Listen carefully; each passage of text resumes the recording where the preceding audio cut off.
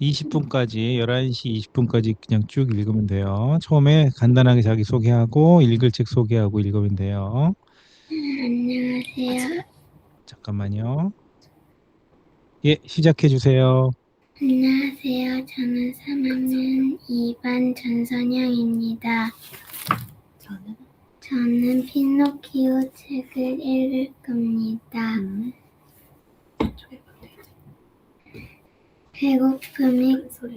배고픔이 가시자 피노키오는 이제 새 발을 만들어 달라며 징징거리기 시작했습니다. 하지만 제페토 할아버지는 피노키오가 저지른 잘못에 대해 벌을 주려고 반나절 동안을 투덜대며 울게 내버려 두었습니다. 내가 왜 내 발을 다시 만들어줘야 하니? 또 도망가려고 피노키오는 훌쩍이며 말했습니다. 앞으로는 착한 아이가 되겠다고 약속할게요. 아이들이라 원하는 게 있을 때면 늘 그런 소리를 하지. 학교에도 가고 공부도 하고 착한 아이가 되는 일이라면 뭐든지 다 할게요. 아이들은 바라는 게 있을 때만 그런 소리를 한다니까. 전 다른 아이들이랑 달라요. 어떤 아이보다 착해요. 거짓말은 절대 안 해요. 약속할게요, 아빠. 기술도 배우고 일도 거들어드리고 아빠가 늙으면 편하게 모실게요. 집에서 할아버지는 엄한 표정을 지으려고 했지만 두 눈은 어느새 눈물이 그렁그렁했습니다. 끔찍한 일을 당한 불쌍한 피노키오를 보고 있자니 마음 가득 슬픔이 차올랐습니다. 할아버지는 아무 말 없이 언젠가 잘 마른 나무 토막 2개를 들고 와 부지런히 일을 하기 시작했습니다. 1시간도 채 안 돼 발이 완성되었습니다. 멋지고 날렵한 두 발은 훌륭한 예술가의 조각품 같았습니다. 제페토 할아버지가 말했습니다. 눈을 감고 자거라. 피노키오는 눈을 감고 자는 척했습니다. 그동안 제페토 할아버지는 달걀 껍질을 녹인 접착제로 두 발을 제자리에 단단히 붙였습니다.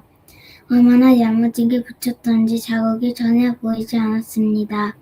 피노키오는 다시 발이 생긴 걸 알고 누워있던 탁자에서 냉큼 뛰어내렸습니다.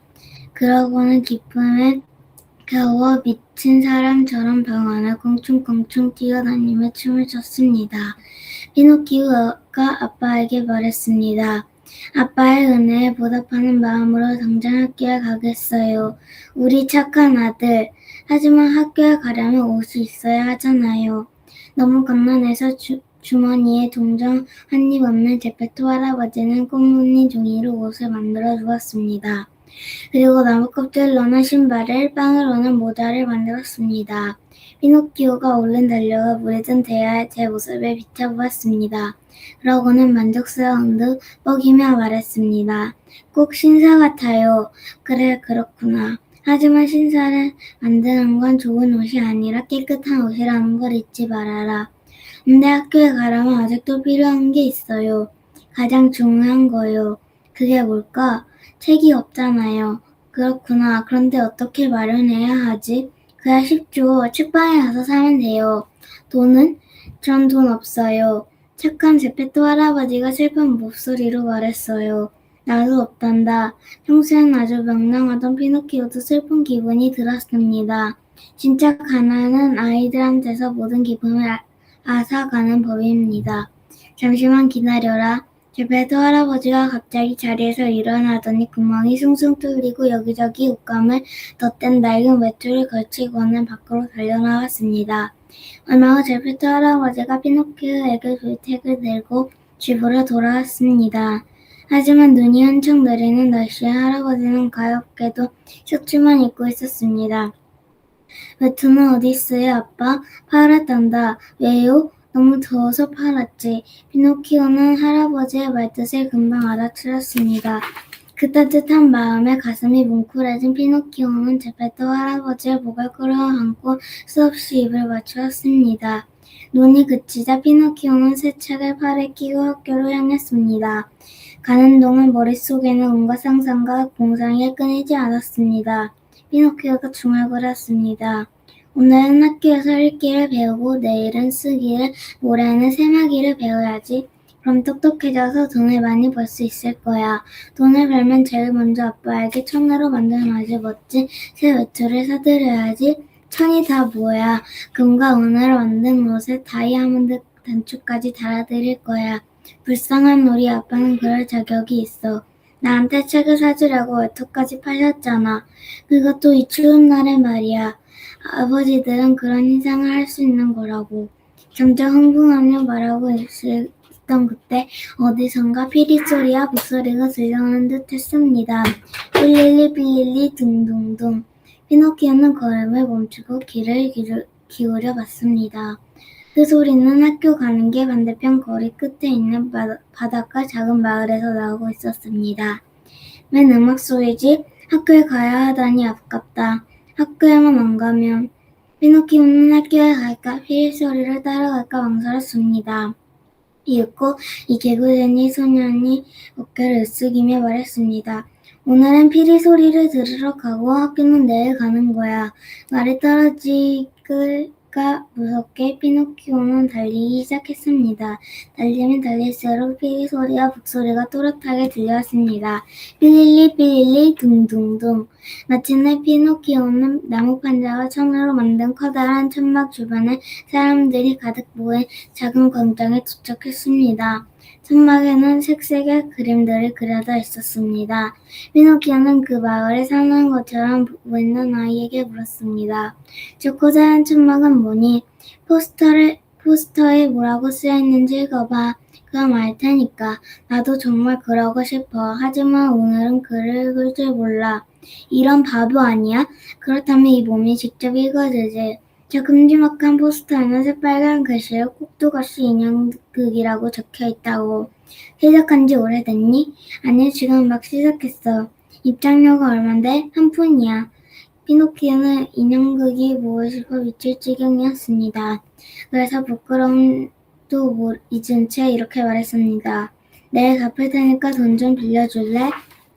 아이가 비웃으며 말했습니다. 나도 정말 그러고 싶어. 하지만 오늘 안 되겠는걸? 내 옷을 팔게. 꼬마이 종이로 만든 옷을 가져다 어디에 쓰게? 비가 와서 젖어버리면 찢어지고 말 텐데.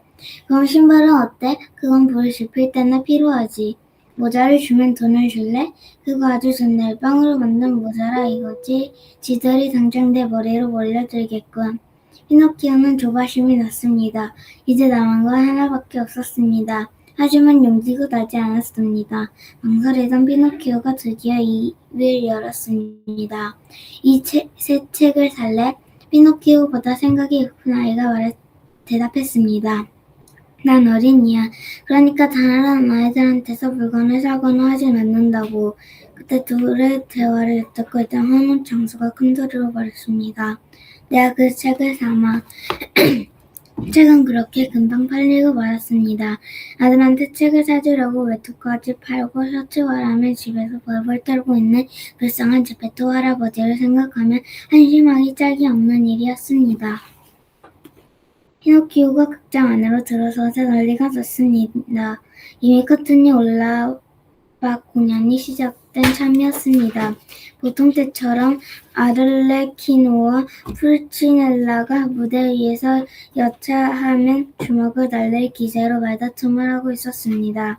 관객들은 두 꼭두각시가 마치 생각이 있는 진짜 사람처럼 서로 돌려대며 말싸움을 하고 몸짓을 하는 걸 보고 배가 아프도록 무서웠습니다. 그런데 갑자기 아를레키노가 동작을 멈추고 관객들을 향해 돌아서더니 뒤쪽을 가리키며 극적인 말투로 소리쳤습니다. 세상에 이게 꿈이야? 진짜야? 저기 피노키오가 있잖아. 풀치넬라가 외쳤습니다. 맞아, 정말 피노키오야. 무대 위에 객석을 엿보고 있던 로지 양도 말했습니다. 정말이네. 꼭두각시들이 모두 무대 양쪽에서 튀어나오며 입을 모아 소리쳤습니다. 피노키오야, 피노키오야. 우리의 형제 피노키오가 왔어. 피노키오 만세. 아를레키노가 외쳤습니다. 이리와 피노키오, 우리 꼭두각시 형제들의 품으로 어서 오라고. 따뜻한 원형의 말을 들은 피노키오가 뒷자리에서 앞으로 훌쩍 뛰어왔습니다. 뛰었습니다. 그리고 또 한 번 훌쩍 뛰어 오케스트라 지휘자의 머리를 디딘 다음 무대 위로 단번에 뛰어 올랐습니다. 남은 친구들은 피노키오를 껴안고 입을 맞추고 다정하게 코집고 정답게 툭툭 쳐대며 뜨겁게 반겼습니다. 정말 감동적인 장면이었습니다. 하지만 관객들의 생각은 달랐습니다. 연극이 중간에 끊기자 참지 못한 관객들이 소리치기 시작했습니다. 연극을 해! 우리는 연극이 보고 싶다! 연극을 계속해! 하지만 아무 소용이 없었습니다. 국도각시들은 연극을 계속하기는커녕 더욱 소란을 떨며 피노키오의 어깨에 태워건너 의기양양하게 무대 앞으로 나아갔습니다. 그때 갑자기 극당 주인이 나타났습니다. 키가 엄청나게 큰 극당 주인은 누구라도 겁이 날 만큼 인상이 항상 굳었습니다. 게다가 검정 잉크처럼 시커먼 턱수염은 땅에 닿을 정도로 길어 걸을 때마다 발을 밟았습니다. 또 입은 가마솥처럼 커다랗고 눈은 시뻘겋 등불처럼 이글거렸습니다. 그리고 뱀과 여우꼬리를 꼬아 만든 커다란 채찍을 쉴 새 없이 휘둘렀습니다. 느닷없는 극당 주인의 출연에 모두들 할 말을 잃었습니다. 숨소리조차 들리지 않았습니다. 파리가 나는 소리도 들릴 지경이었습니다. 불쌍한 꼭두각시들은 살신나무 떨듯 몸을 벌벌 떨었습니다. 극당 주인이 독감에 걸린 귀신 같은 목소리로 피노키오에게 물었습니다. 왜 극장에 와서 소란을 피우는 거냐? 믿어주세요, 나리. 제가 그런 게 아니에요. 듣기 싫다. 오늘 밤에 어디 두고 보자구나. 인형극이 끝나자 극당 주인은 부엌으로 갔습니다. 부엌에는 저녁 식사감이 연고기가 통째로 꼬챙이에 꽂힌 채 불 위에서 천천히 돌아가고 있었습니다. 극당 주인은 연고기를 구울 장작이 모자란다는 걸 알고는 아들레키노와 풀시넬라를 불러 말했습니다. 모세다 베르다라 놓은 피노키오를 데려와라. 잘 마른 나무로 만들어졌으니 정작으론 그만일 거야. 알레키노와 풀치넬라가 주춤했습니다. 하지만 극당 주인이 험악한 눈으로 돌아보자 할 수 없이 말을 따랐습니다. 잠시 후들은 불쌍한 피노키오를 데리고 부엌으로 돌아왔습니다. 피노키오는 물 밖에 나온 뱀장어처럼 몸부림을 띠며 절망적으로 소리를 질렀습니다. 아빠, 살려주세요. 저 죽기 싫어요. 죽기 싫다고요. 물먹는 사나이라는 별명에 걸맞게 극단 주인의 인상은 아주 무서웠습니다. 시커먼 수염이 가슴뿐만 아니라 다리까지 앞치마처럼 덮고 있어서 더욱 그렇게 보였습니다. 하지만 속마음은 그렇지 않았습니다. 극단 주인은 불쌍한 피노키오가 울며 살려주세요. 죽기 싫어요 라고 외치는 모습을 보다 안 됐다는 생각이 들었습니다. 그런 마음이 든 주인은 결국 요란하게 재채기를 하고 말았습니다. 수양버들처럼 축 들어져 슬픔에 젖어있던 아르레키노가 그 소리를 듣고는 얼굴이 환해지더니 피노키오 쪽으로 몸을 숙이며 속삭였습니다. 좋은 소식이야, 친구. 극단 주인이 재채기를 했어. 그건 널 불쌍하게 생각한다는 뜻이야. 넌 이제 살았다고. 사람들은 보통 누가 불쌍하게 여겨질 때 눈물을 흘리거나 눈을 비비는 척하거나 합니다. 근데 극단 주인은 진짜로 불쌍한 마음이 들 때면 재채기를 하는 버릇이 있었습니다. 재채기를 하거나 극단 주인은 여전히 퉁명스럽게 피노키오에게 소리쳤습니다. 그만 좀 울어. 속이 자꾸 울렁거리잖아. 가슴이 너무 아프단, 에치. 극단 주인이 이번에는 연거푸 2번이나 재채기를 했습니다. 괜찮으세요? 걱정해줘서 고맙다. 그런데 내 부모님은 살아계시냐? 아빠 계세요? 엄마는 본 적이 없지만요. 난 불에다 던져버리면 내 늙은 아비가 얼마나 가슴 아파할꼬. 불쌍한 양반, 정말 안 됐구나. 에치. 이번에 3번이나 재채기를 했습니다. 괜찮으세요? 고맙구나. 하지만 내 사정도 한번 생각해봐라. 보다시피 영국에를 와줘 구울 나무가 없지 않니? 내가 딱 완성만큼인데. 네, 감사합니다. 아이고, 우리 선영 학생, 선영 읽느라고 수고했어요. 마지막 인사 한번 해주세요. 들어주셔서 감사합니다. 네, 감사합니다. 네. 다음 학생 4학년 찬이. 자, 인사하고 네, 이제 시작해 주세요. 안녕하세요. 제가 오늘 읽을 책은 일기 감추는 날입니다. 1장 울타리 넘는 아이들. 정말이지 울타리 쪽은 안 보려고 했다. 그런데 차가 아파트 모퉁이를 돌 때 몸이 쓸려서 나는 저절로 그쪽을 보게 됐다. 오늘도 큰애들 3명 속에 경수가 끼어있다. 등을 보이고 있어서 다행스럽게도 나와 눈이 마주치지는 않았다. 울타리를 넘으려는 애들 가운데서 경수는 작은 편이다. 다른 애들은 5학년이나 6학년인데 경수는 겨우 3학년이니까. 하지만 우리 반에서는 가장 크고 싸움도 잘한다. 게다가 이제는 큰애들처럼 아파트 경비원 몰래 콘크리트 울타리까지 넘는다. 동민아, 넌 저런 짓 하지 마라. 엄마가 신호를 따라 좌회전하면서 말했다. 나는 아무 말도 안 했다. 속으로만 중얼거렸다. 나 같은 애는 흉내도 못 내요. 괜히 한숨이 나왔다. 경수 때문이다. 지난 토요일 문구점에 다녀오다가 경수를 보았다. 걔는 울타리를 넘고 있었다. 다리 하나를 걸치고 기어오른 뒤에 울타리를 위에서 똑바로 서려고 했던 것 같다. 하지만 똑바로 서기도 전에 나랑 눈이 마주쳤고 곧바로 중심을 잃었다. 그러더니 굴뚝밭을 쳐버렸다. 하필이면 넝쿨 장미 쪽으로 말이다. 나는 너무 놀라서 뒤도 안 돌아보고 왔다. 재수가 없었던 짓이다.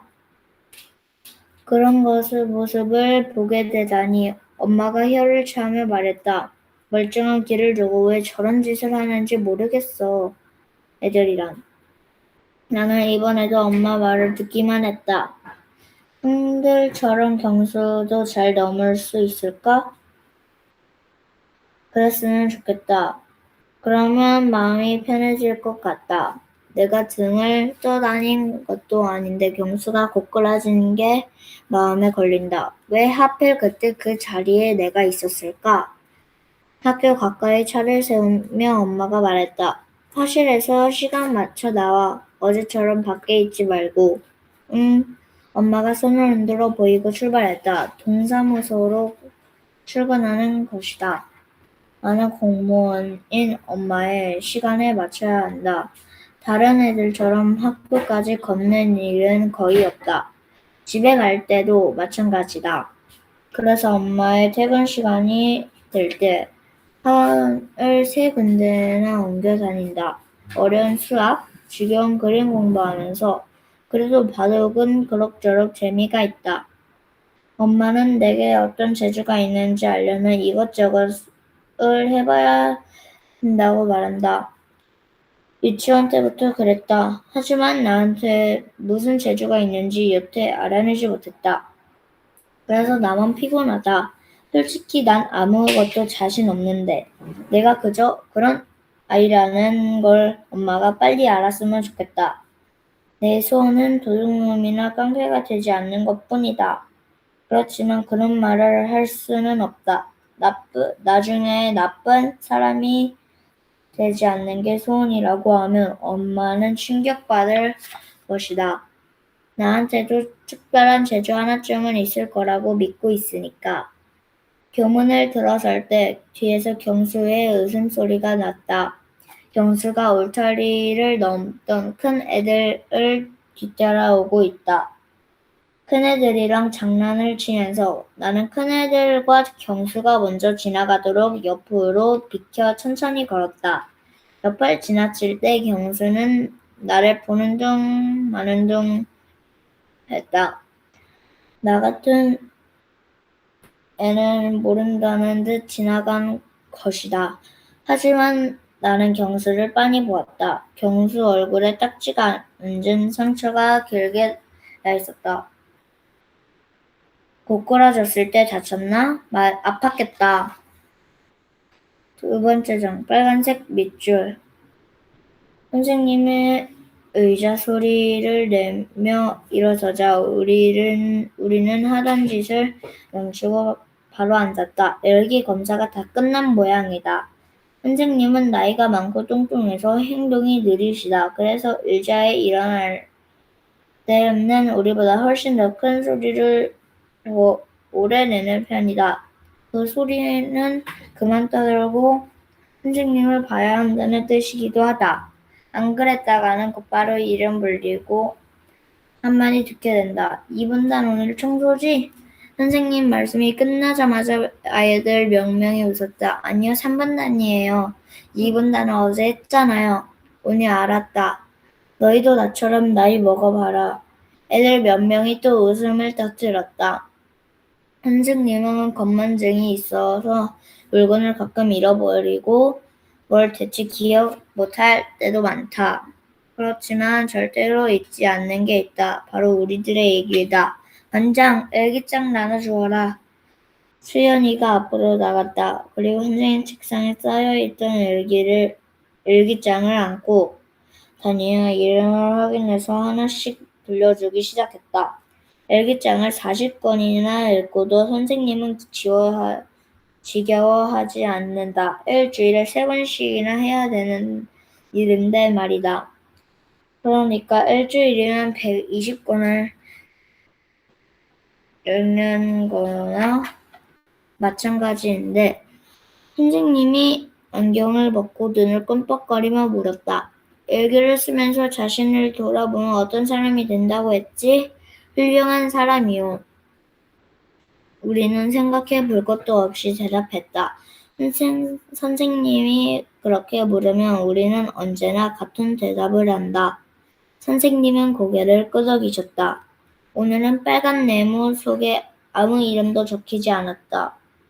모두 일기를 낸 것이다. 칠판 귀퉁이에 빨간색 분필로 쳐진 네모가 있는데 일기장을 내지 않으면 거기에 이름이 적힌다. 이름이 적힌 아이는 청소분단이 아니라도 남아서 청소를 해야 한다. 그것만이 아니다. 교실 문을 잠그고 열쇠를 선생님께 드리러 교무실까지 가야 한다. 학원에 가야 될 시간을 다 잡아먹는 벌이다. 수연이랑 정우랑 몇 명은 칭찬할 만해. 근데 다른 사람은 일기를 성실하게 쓰지 않는구나. 자기를 반성하지 않는다면 더 나은 사람이 될 수 없단 말이야. 적어도 공책을 가득 메울 정도는 쓰도록 해. 알았니? 예. 모두 입을 모아 대답했다. 나도 대답했다. 하지만 일기를 잘 쓰려고 노력할 생각은 없다. 내 생활은 늘 비슷하니까. 신나거나 특별한 일 같은 건 없으니까. 아침에 일어나고 밥 먹고 학교 가고 학원 가고 집에서 씻고 자는 게 전부다. 자기 전에는 꼭 일기도 써야 한다. 이렇게 뻔한 생활을 날마다 적어야 하는 게 얼마나 지겨운 일인지 엄마나 선생님이 알아야 되는데 선생님은 일기를 몇 줄이나 쓸까? 공책이 꽉 차도록 쓰시겠지? 선생님이니까 우리 일기를 하도 읽어서 쓸 것도 많을 것이다. 오늘은 청소분단장 교실문 잠가라. 교무실로 열쇠 가져오는 거 잊지 말고 모두 알림장 적었나 확인해. 아차, 알림장. 나는 얼른 알림장을 꺼내 칠판에 적혀있는 내일 준비물을 베꼈다. 그때 선생님이 부드러운 말투로 경수를 불러냈다. 그리고 무슨 말씀을 하셨다. 경수의 얼굴에 난 상처를 쓰다듬기도 했다. 경수는 머리를 긁적이다가 고개를 조금 떨군 채 선생님 말씀을 들었다. 나는 일기장을 바짝바짝 후루룩 넘겨보았다. 오늘 검사받은 부분은 지난 금요일, 토요일, 일요일에 쓴 일기다. 일기마다 2군데 정도 빨간색 밑줄이 그어져 있다. 보통 엉터리 문장에 이런 표시가 남는다. 띄어쓰기 하라는 표시도 있고 틀린 글자가 붙여져 있기도 하다. 선생님 말씀도 적혀 있다. 모두 빨간색이다. 동민아, 글씨를 반듯하게 쓰고 내용을 대충 적지 말아요.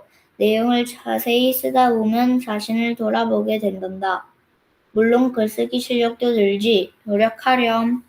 나는 일기장을 탁 덮어서 가방에 넣었다. 오늘 저녁에는 틀림없이 엄마도 같은 장소리를 할 것이다. 엄마는 선생님이 쓴 내용에 관심이 많으니까. 어째서 어른들은 남의 일기장을 검사할까? 잘못한 일도 없는데 왜 맨날 자신을 돌아보라는 건지 모르겠다. 복도에서 나와 신발을 신으려는데 경수가 불쑥 다가왔다. 그리고 내 신발을 툭 차버렸다. 나는 아무 말도 하지 않고 경수를 한번 보았다. 그리고 멀찌감치 나동그라진 신발을 바라보았다. 화가 났지만 어떻게 할 수가 없었다. 너지? 나 일러바친 놈. 내가 뭘? 경수가 바짝 다가섰다. 저는 복도 문에 등이 닿아서 뒤로 물러서지 못했다. 내가 울타리 넘는다고 얘기했었지. 아니 선생님이 내가 다친 걸 어떻게 알아? 분명히 네 짓이야. 난 그런 거 안 썼어. 어디 봐, 보여줘봐. 경수가 씩씩대며 노려보았다. 나는 얼굴이 뜨거워진 걸 느끼며 가만히 있었다. 일기장을 꺼내 보여주면 될 텐데 어쩐지 그러기가 싫었다. 그런데 그때였다. 수연이가 복도로 나오며 쌀쌀맞은 소리로 말했다. 너희들 뭐해? 선생님이 다 보셨어. 경수가 당장 물러났다. 그리고 한 방 먹이는 신용을 하더니 투명스레 말했다. 나중에 보자. 몸이 부르르 떨렸다. 경수가 잽싸게 가버리고 수연이도 신발을 신자마자 가버렸다. 나는 맨발로 걸어서 나동그러진 있는 신발을 신었다. 그리고 복도를 보았다. 거기에 선생님은 없었다. 3장. 나중에 보자. 경주 말이 잊혀지지 않는다. 나는 말이 돌처럼 무거울 수도 있다는 걸 처음 알았다. 말은 공기처럼 보이지도 않고 무게도 없지만 마음을 무겁게 만들 수가 있다. 경수의 말 때문에 나는 입맛도 떨어지고 학교 가기도 걱정스러워졌다. 어디 아픈 거니? 기운이 통 없네. 엄마가 이마를 집어보았다. 나는 엄마 손도 귀찮아서 돌아 누워버렸다. 학교 안 가고 이대로 잠이나 잤으면. 난 잘못한 거 없는데 어떤 놈이 그딴 걸 일기에 썼을까? 나 말고도 누가 본 거야. 그런데 왜 나한테 그러냔 말이야. 어제 바로 그 자리에서 일기장을 보여줬어야 했다. 그랬으면 오해가 풀렸을 텐데 이제는 늦어버렸다. 일기를 고쳤다고 우길 수도 있으니까 차라리 싸울까? 어림없는 생각이었다. 경수랑 싸우자는 건 사자 우리에 뛰어드는 거나 마찬가지다. 나는 태권도도 배우다 말아서 힘신 두들겨 맞을 게 뻔했다. 무슨 일인지 말해봐. 열도 없고 다친 데도 없잖아. 학교에서 야단 맞았니? 이러다가 늦겠어. 빨리 일어나. 아침 먹으면서 이야기하자. 엄마가 나를 억지로 일으켰다. 나는 끌리다시피 방에서 나와 식탁에 앉았다. 하지만 밥맛이 나지 않았다. 엄마가 나를 빤히 보았다. 무슨 일인지 말하라는 뜻이다. 말하면 엄마가 도와줄까? 경수가 나를 때리거나 시비 걸지 못하게 막아줄까? 난 내 엄마라서 표정만 봐도 알아. 누가 괴롭혀? 따돌리네? 난 숟가락으로 물김치를 떠먹었다. 맛있으다. 숟가락을 다시 내려놓았다. 그러자 엄마 목소리가 높아졌다. 엄마한테 말 안 하면 누구한테 할 건데? 나 오늘만 학교 안 가면 안 될까? 엄마가 잠자코 나를 보았다. 목이 울컥하더니 눈물이 나오려고 했다. 하지만 침을 삼키며 참았다. 그리고 어제 일을 말했다. 고작 말을 했을 뿐인데 가슴이 두근거린다. 엄마도 숟가락을 내려놓았다. 얼굴이 어두워졌다. 내가 경수 일을 일기장에 쓰지 있다는 건 엄마도 안다. 저녁마다 검사하니까. 난 정말 모른 척했어. 누구한테 말한 적 없고. 휴. 엄마가 한숨을 쉬었다. 말을 하고 나니까 마음이 조금 가벼워졌다. 어쨌든 엄마가 알았으니까 나쁜 일이 생기게 놔두지 않을 것이다. 내가 그런 게 아니라고 왜 말하지 못했어? 했어요. 했는데도 그랬단 말이야. 분명하고 똑똑하게 말했어야지. 엄마가 나를 똑바로 보면서 말했다. 동민아, 당당하게 맞서. 경수가 여자애들도 곧잘 울린다며? 은주 엄마가 그러시더라. 만만하게 보이면 자꾸 장난친다고. 그래서 아줌마도 단단히 일렀대. 아주 사납게 굴라고 말이야. 은주처럼 무서운 애는 아무도 안 건드려. 걔는 여자 같지도 않아. 아무튼 너도 내가 안 그랬다는 걸 말해. 그래도 괴롭히면 당하지 말고 싸워. 안 그러면 계속 시달릴지도 몰라. 나는 실망했다. 엄마가 날더러 싸우려고 한다. 도와줄 줄 알았는데 잘못도 없는데 누가 괴롭히면 맞서야 하는 건 나도 안다. 하지만 난 이길 자신이 없다. 너무하다. 엄마는 내가 영화 주인공쯤 되는 줄 아는 모양이다. 학교 앞에서 내릴 때 엄마는 또 한 번 말했다. 당당하게 맞서라고. 엄마가 싸울 것도 아니면서 힘내라고 주먹까지 쥐어보았다. 나는 터덜터덜 걸었다. 교실 말고 갈 데가 또 있으면 좋겠다.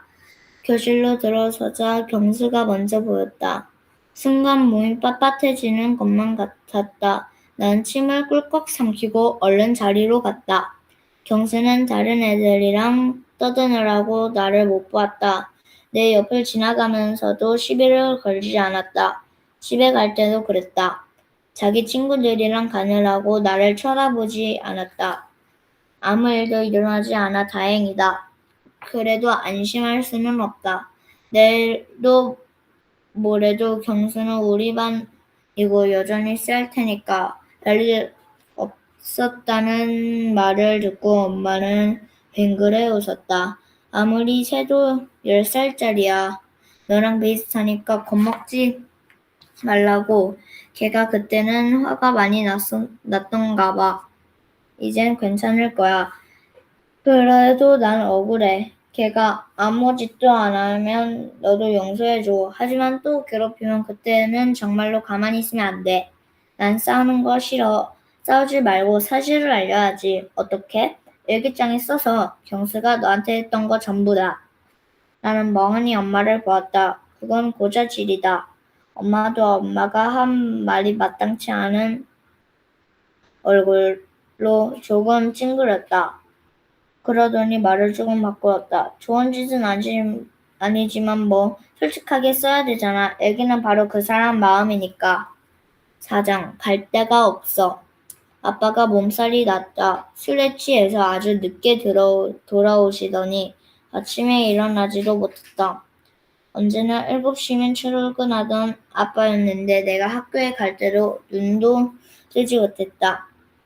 그래서 엄마도 동사무소에 안 나갈 거라고 했다. 나는 학교 다녀올게요 하고 말하려다가 그만두었다. 아빠가 깊이 잠들어 있다. 그래서 그냥 아빠 옆으로 갔다. 입을 조금 벌리고 걸어 떨어져 있는 아빠가 꼭 어린애 같다. 내가 머리를 쓰다듬는데도 알아차리지 못했다. 굉장히 피곤했나 봐. 아무리 그래도 어제 일기를 잘못 쓴 것 같다.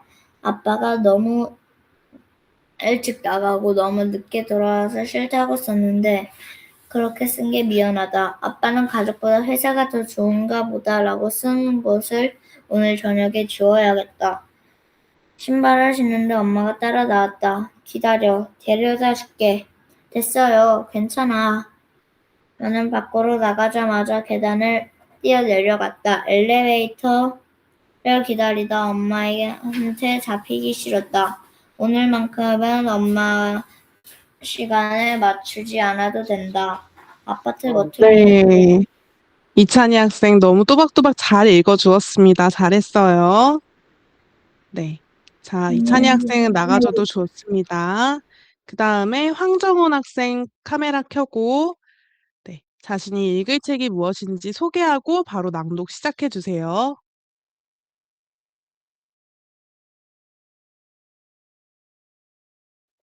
네. 마이크가 지금 꺼져 있어서 소리가 들리지 않습니다. 확인해 주세요. 안녕하세요. 4학년 2반 황정원입니다. 제가 읽은 책은 어린 왕자입니다. 글 그림은 생텍 쥐파리가 썼습니다. 나는 6살 때 원시림에 관해서 쓴 자연계의 진짜 이야기라는 책에서 굉장한 그림을 본 적이 있다. 그것은 보아뱀이 맹수를 삼키려고 하고 있는 그림이었다. 그 그림을 연기에 옮겨보았다. 이 책에는 보아뱀이 먹이를 줍지 않고 통째로 꿀꺽 삼켜버린다. 그런 다음 꼼짝 않고 반년 동안 잠을 자는데 그동안 삼킨 먹이를 소화한다라고 써져 있었다. 나는 이걸 읽고 밀림 속의 모험에 대해서 여러 가지로 깊이 생각해 보았다. 그리하여 나로서는 처음으로 색연필을 가지고 그림을 그렸던 것이다. 이것이 내가 처음으로 그린 그림 1호가 된다.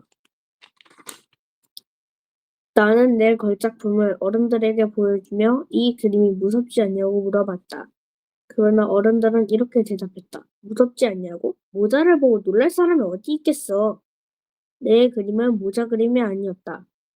그것은 코끼리를 통째로 삼킨 보아뱀이 그것을 소화하는 모습이었다.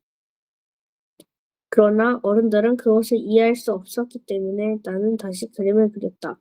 이번에는 어른들이 똑똑히 알아볼 수 있도록 보아뱀의 뱃속을 그렸다. 어른들에게는 항상 설명을 해줘야 한다. 내 그림 이유는 이와 같다. 이번에는 어른들이 보아뱀의 뱃속인지 거죽인지 아는 내 그림을 집어치우고 지리학이나 역사, 수학, 문법이나 열심히 공부하라고 충고해 주었다. 이렇게 해서 나는 6살 때 화가라는 화려한 직업을 가질 수 있는 것을 포기하게 되었다. 나는 내 그림 1, 2호를 실패로 무척 기가 죽어 있었다. 어른들은 혼자서 아무것도 이해하지 못하고 그럴 때마다 늘 설명을 해줘야 하니 어린 아이들에게 피곤할 일이다. 그래서 나는 다른 직업을 택하기로 하고 비행기 조종을 배웠다. 나는 세계 곳곳을 날아다녔다.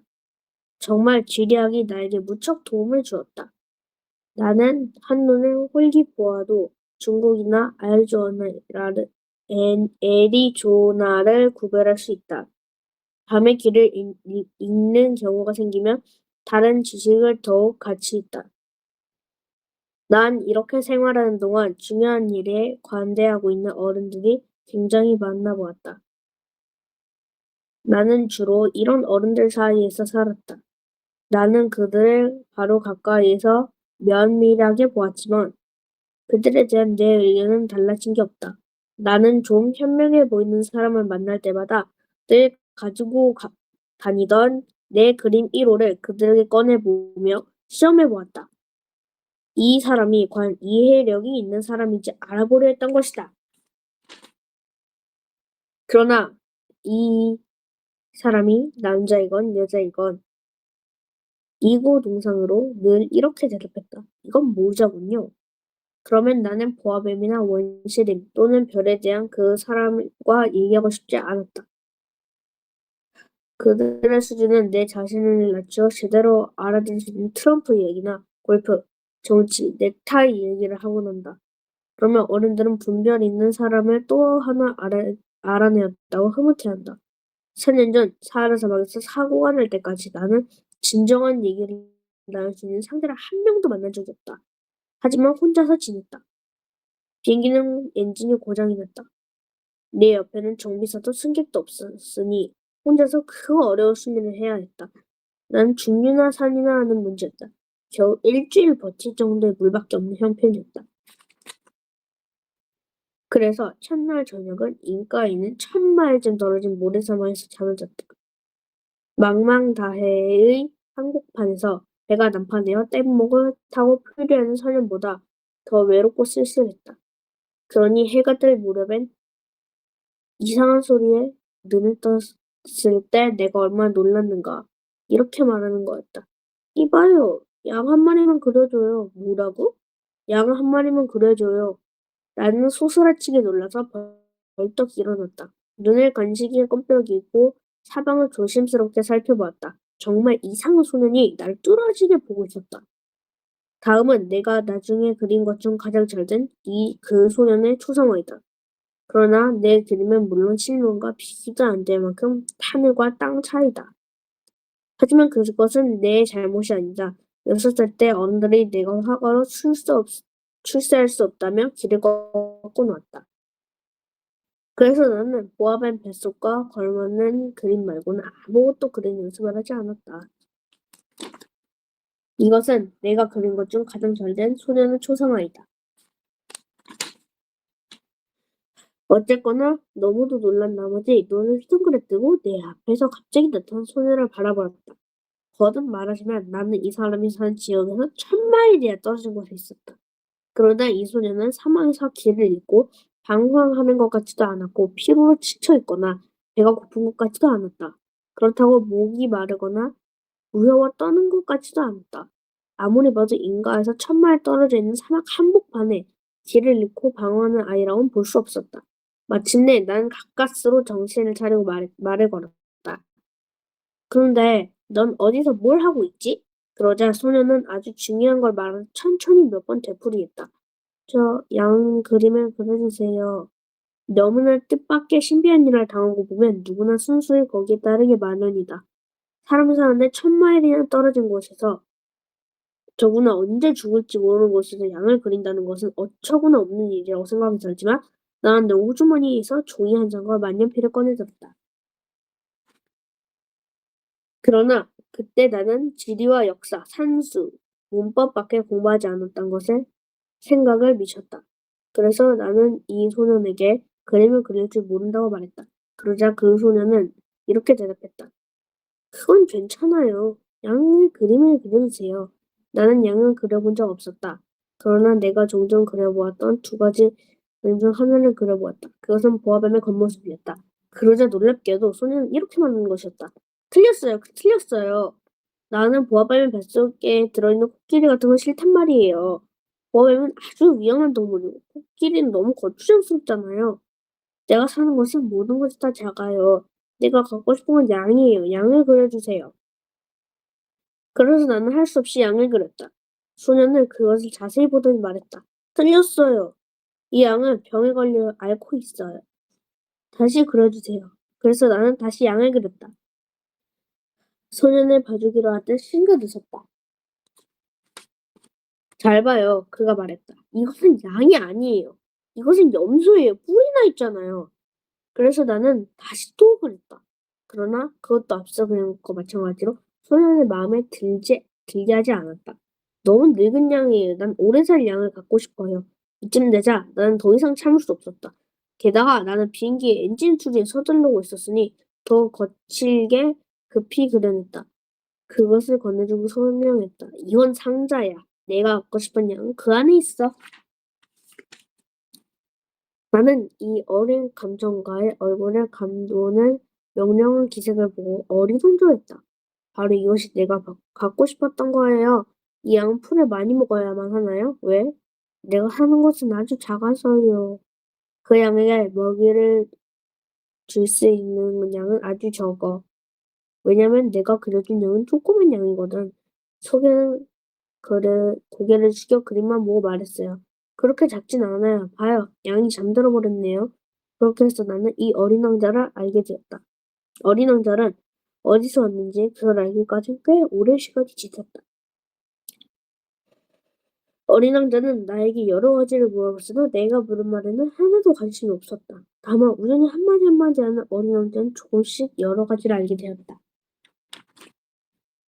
말하자면 왕자는 처음으로 내 비행기를 보았을 때 이렇게 물었다.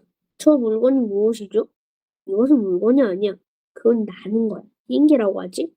나는 새처럼 날 수 있는 사람이라고 울술댔다. 그러자 왕자는 큰 소리로 말했다. 무엇이? 그럼 하늘에서 떨어졌군요.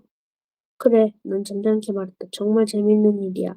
왕자는 이렇게 말하고는 꽤 귀여운 목소리로 깔깔깔 웃었다. 그가 웃는 걸 보고 난 화가 났다. 나는 내가 당한 불행한 사고를 심각하게 생각해주지 않았던 것이다. 이윽고 왕자는 또 이렇게 말했다. 당신도 하늘에서 왔군요. 그럼 어느 별에서 왔지요? 그 순간 난 왕자의 정체에 대해서 헤아릴 수 없는 신비 속에 어렴풋이 알 수 있는 한 줄기의 희미한 빛을 잡는 듯했다. 그러자 나는 숨을 죽이며 말했다. 그렇다면 넌 어느 별에서 왔지? 그러자 왕자는 대답이 없었다. 왕자는 내 비행기에서 눈을 떼지 않고 조용히 고개를 쳐들었다. 이것을 타고 왔다면 그다지 멀리 온 건 아니군요. 그러면서 왕자는 오랫동안 공상에 잠긴 듯했다. 이윽고 주머니에서 내가 그린 그림을 꺼내들어 엄청 소중한 듯 열심히 들여다보았다. 아마 다른 나라에서 왔나 보구나 하는 반신반의적인 이 생각이 내 마음에 한없이 끌려 들어왔다. 그래서 나는 이 문제에 대해 조금 더 자세히 알아보려고 했다. 그런데 너는 도대체 어디서 왔어? 내가 살고 있는 곳은 어떤 곳이니? 내가 그린 양은 어디로 들어가는 거지? 한참 동안 말없이 생각하더니 왕자는 이렇게 말했다. 당신이 상자에 넣어준 건 참 다행인 일이에요. 발매자면 이 상자가 양의 집으로 사용될 수 있으니깐요. 그렇고 말고 필요하다면 끈도 줄게. 나는 양을 메어둘 수 있도록 말이야. 그리고 양을 메어두는 말목도 줄게.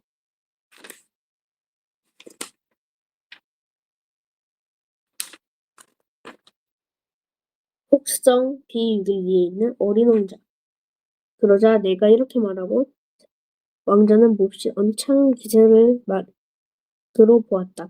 메어둔다고요? 참 이상한 생각이군요. 하지만 메어두지 않으면 내가 말했다. 어디론가 가버려서 길을 잃고 말 거야. 왕자는 또다시 깔깔깔 웃었다. 그렇지만 어디로도 갈 수 없잖아요. 아무 곳에나 똑바로 자꾸자꾸 가지. 그러자 왕자는 정색하고 말했다. 걱정한 건 없어요. 제가 사는 곳은 아주 작으니까. 그리고 어딘지 모르는 기죽은 듯한 표정으로 말했어요. 똑바로 가봤자 그다지 멀리 못 갈 거예요. 그래서 내가 한 가지 중대한 사실을 알아냈다. 그것은 왕자의 고향인 별은 겨우 집 한 채만큼의 크기의 별이라는 사실을. 그렇다고 해서 그 사실을 대해서 별로 놀라진 않았다. 나는 지구니 목성이니 화성이니 금성이니 하면서 여러 가지 이름을 붙은 큰 별 예외 많은 경우로도 보기 힘든 아주 작은 별들을 볼 수 있다는 사실을 알고 있었다. 천문학자들은 이런 별을 발견하면 이름 대신 번호만 붙여 쓴다. 예를 들어 작은 혹성 325번이라고 부를 수도 있다. 는 왕자의 고향인 별이 작은 혹성 B612라고 생각한다. 그렇게 생각한 이유는 그럴싸한 이유가 있다. 이 작은 혹성은 많은 경우로 오직 한 번 봤을 뿐이었다. 이 사람은 사실 1909년 터키의 어느 한 천문학자에 의해서 관찰된 것이다.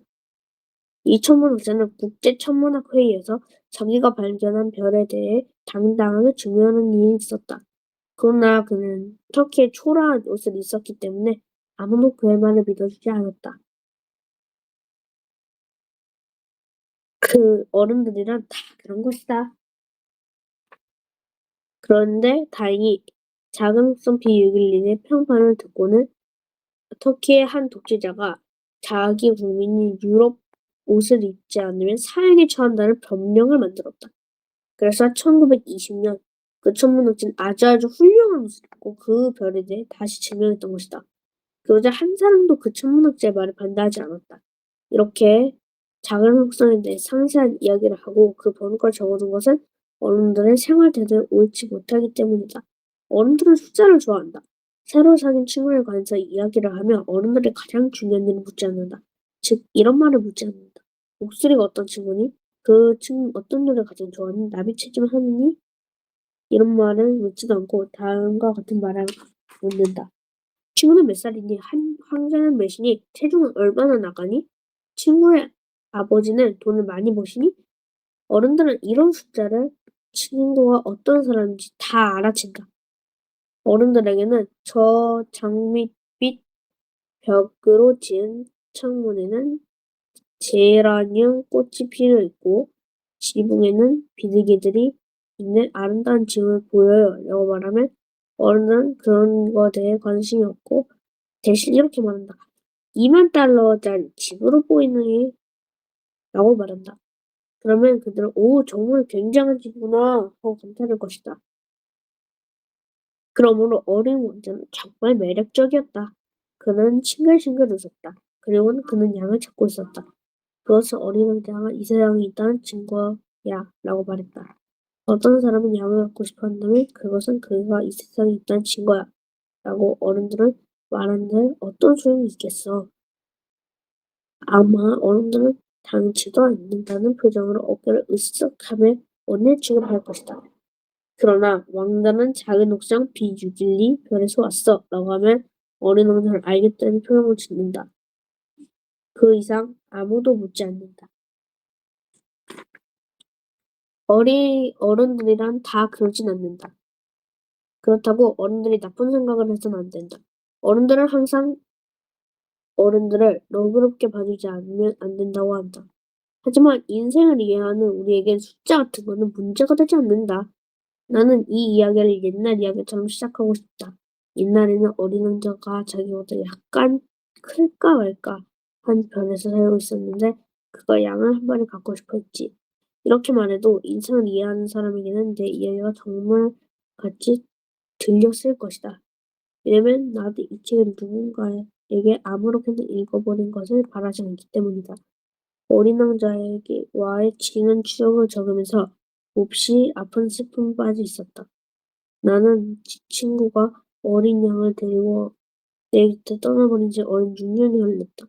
이 친구의 이야기를 지금 여기 쓰는 것처럼 그 친구를 잃어버리지 않기 위해서이다.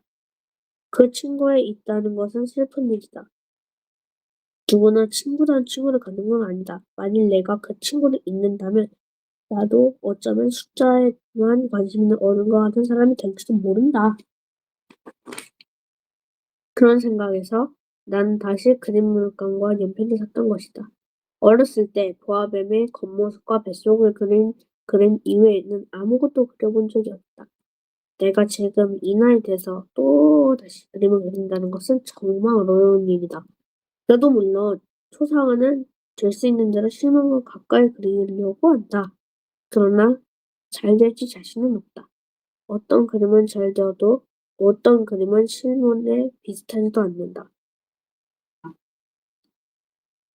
나는 어린 왕자의 키가 있어도 여러 번 실수를 했다.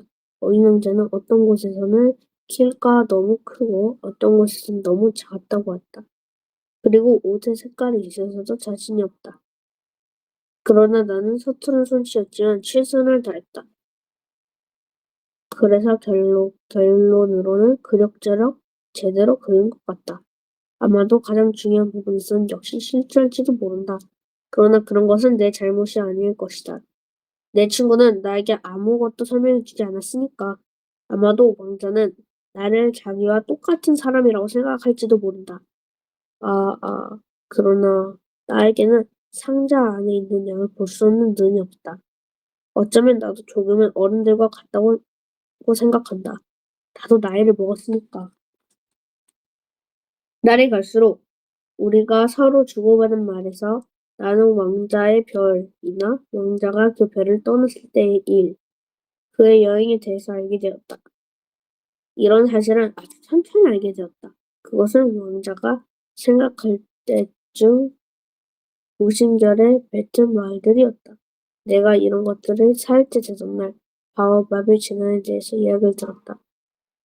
이런 이야기를 듣게 된 것은 모두 양 덕분이다. 왜냐면 왕자가 몹시 심각한 표정으로 뜻밖의 나에게 물었단 말이다. 양이 작은 나무를 먹는다는 것은 정말이야? 그럼 정말이지. 그래? 다행이다. 양은 아주 작은 나무를 먹는 일에 뭐 그렇게 대단한 것인지 알 수 없었다. 그러자 어린 왕자는 이어서 말했다. 그럼 바오밥도 맞겠네? 바오밥은 작은 나무가 아니고 성곽만큼 아주 큰 나무고 왕자는 코끼리 한 대 끌고 간다 해도 단 한 그루의 바오밥도 다 먹지 못할 것이다. 나는 어린 왕자에게 설명해 주었다.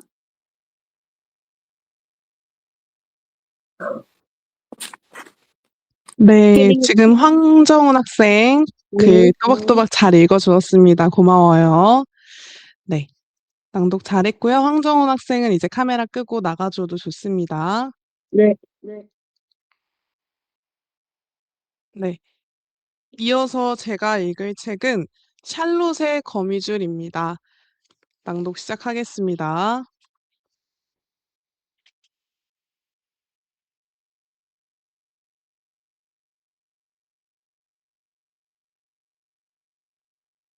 일, 일찍 일어나는 사람에게 생기는 행운.